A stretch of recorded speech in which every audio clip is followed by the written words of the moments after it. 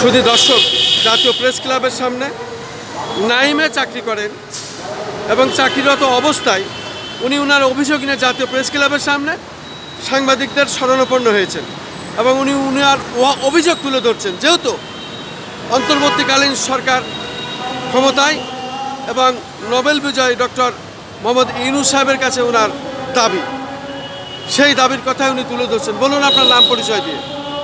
আসসালামু আলাইকুম, আমি লুৎফুন নেহার বেগম, ফিজিক্যাল ইন্সট্রাক্টর, জাতীয় শিক্ষা ব্যবস্থা একাডেমি নাইমে আমি কর্মরত আছি। প্রায় 29 বছর চলছে। আমি যেমন নাইমে টাইম স্কেল সিলেকশন এ পর্যন্ত আমি পাইনি। আমার সাথে আরেকজন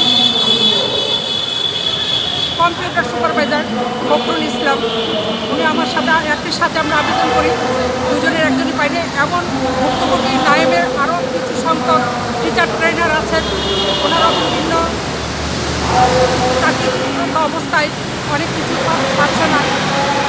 আমরা যেন বর্তমান অন্তর্কালীন সরকারের সম্মুখে বা ওনার আকৃষ্ট হয়ে আমি বলছি, ওনার মাধ্যমে যেন আমাদের মানে পরবর্তীতে আমরা টাইম স্কেল এবং সিলেকশন গ্রেড পেয়ে চাকরি জীবন থেকে অব্যাহতি দিতে পারি, এই আশাবাদ করে আমি শেষ করছি। শুধু দর্শক, অন্তর্বর্তীকালীন সরকারের কাছে সাধারণত যারা ভুক্তভোগী মানুষ তারা এইভাবেই তাদের অভিযোগ তুলে ধরছেন এবং ঠিক এমনই আরেকটি অভিযোগ জাতীয় প্রেস ক্লাবের সামনে আমরা গ্রহণ করলাম এবং ওনার সাক্ষাৎ নিলাম। এটাই আসলে রাষ্ট্রের যে দায়িত্ব এবং রাষ্ট্রের দায়িত্ব নিয়ে কাজ করছেন ডক্টর মোহাম্মদ ইউনূস সাহেব, বিশেষ করে নোবেল বিজয়ী এবং বিশ্বের একজন সুনামধন্য ব্যক্তি। তার কাছে এখন মানুষ তাদের প্রত্যাশার কথা তুলে ধরছেন।